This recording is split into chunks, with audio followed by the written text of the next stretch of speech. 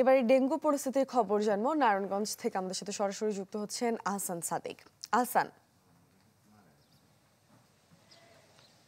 মূর্ছনা জেলা স্বাস্থ্য বিভাগের তথ্য অনুযায়ী যদি জানাই তাহলে গত 24 ঘন্টা কিন্তু 22 জন নতুন করে ডেঙ্গু রোগে আক্রান্ত হয়েছে নারায়ণগঞ্জ জেলা। এবং নারায়ণগঞ্জ জেলা যে দুটি সদর হাসপাতাল রয়েছে এবং সেই সাথে যে উপজেলা যে সকল স্বাস্থ্য কমপ্লেক্স রয়েছে সেখানে কিন্তু 153 জন কিন্তু এক মুহূর্তে এই চিকিৎসা সেবা নিচ্ছেন বলে আমাদেরকে জানিয়েছে স্বাস্থ্য বিভাগ।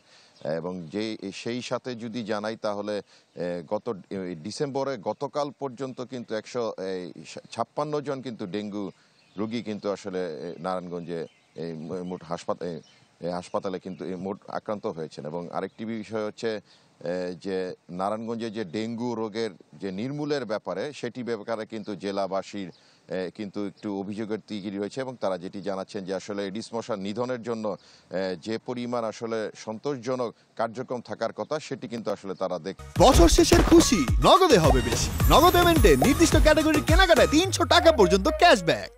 এবং এই কারণে কিন্তু ইতিমধ্যে নারায়ণগঞ্জের বিভিন্ন যে ডেঙ্গু প্রতিরোধের জন্য কিন্তু নারায়ণগঞ্জের সিভিল সার্জন কার্যালয় কিন্তু ঘেরাওর কিন্তু কর্মসূচি পালনের ব্যাপারটি আমরা দেখেছি। তো জেলাবাসী কিন্তু একটি জানাচ্ছেন যে অতি দ্রুত যেন যে নারায়ণগঞ্জ সিটি কর্পোরেশন এবং জেলা প্রশাসনের পক্ষ থেকে যেন এই ডেঙ্গু প্রতিরোধের কার্যক্রমটিকে গ্রহণ করা হয়, নাহলে কিন্তু যত সময় যাবে নারায়ণগঞ্জে কিন্তু ডেঙ্গু রোগীর সংখ্যা বৃদ্ধি পাবে।